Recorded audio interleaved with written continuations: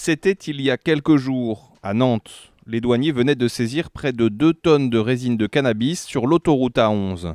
Conditionnée dans une soixantaine de paquets, la marchandise voyageait dans une fourgonnette. Fin juillet, dans la région de Marseille, les policiers découvraient 6 tonnes de cannabis dans une villa et une voiture. En 2 ans, la quantité de cannabis saisie par les douanes françaises a été multipliée par 6, passant de 24 à 157 tonnes. Un chiffre encore plus important si on ajoute les saisies de la police. Chaque année, 300 tonnes de résine de cannabis sont fumées en France. Chaque année.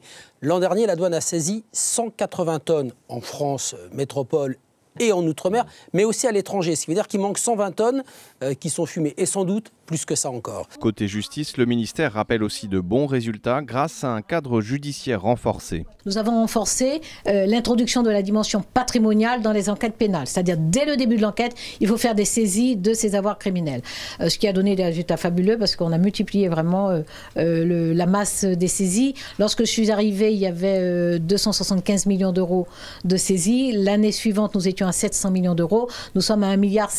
Le cannabis est la drogue la plus consommée en Europe et sa consommation est en augmentation, notamment chez les Français, deuxième plus grand consommateur du continent après les Danois.